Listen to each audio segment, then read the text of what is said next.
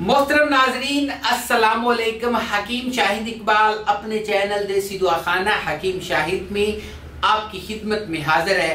एक ऐसी माजून, गोल्डन माजून के साथ एक ऐसी ताकत वाली माजून जो कि मर्दाना कमजोरी, आला तनासल का ढीलापन, पिचगे गाल या फिर इसके अलावा आपके जिस्म में बहुत ज्यादा कमजोरी हो चुकी है, सख्ती और तनाव जो है वो जाता रहा है, कमजोरी की वजह से मुकम्मल तौर पे नकारा और अंदर से खत्म हो चुके हैं, तो ये नुस्खा जो है आपको नई जिंदगी एक दफा दोबारा जवान बनाने वाला है। आप अपने आप को 18 साल के जवान महसूस करेंगे।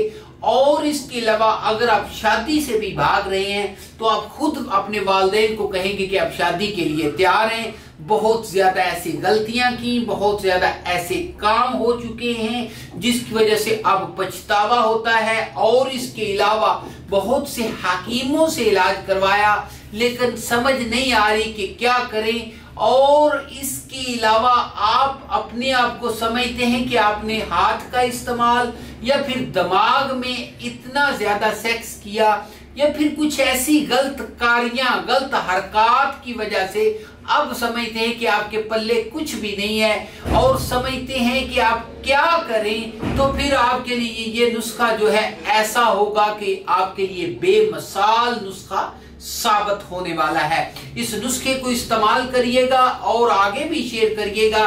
मेरे चैनल को चाहे आप सब्सक्राइब ना करें लेकिन आपने इसको ज्यादा से ज्यादा जो है शेयर करना है ताकि लोगों का भी भला हो। सबसे पहले आप लेंगे अकरकरा 10 ग्राम, दालचीनी 10 ग्राम, जायफल 10 ग्राम, खुलंजा 10 ग्राम, कुश्ता शिंगरफ 10 ग्राम और कुश्ता बरकिया 5 ग्राम, कुश्ता सिमुलफार 5 ग्राम, कुश्ता सादा था 5 ग्राम, वर्क का सोना 25 अदद, वर्क का चांदी 50 अदद और साथ में आप लेंगे जलवत्री 10 ग्राम। इन तमाम चीजों का सफूफ तैयार करें और इसको आप अगर माजून बनाना चाहें तो माजून भी बना सकते हैं।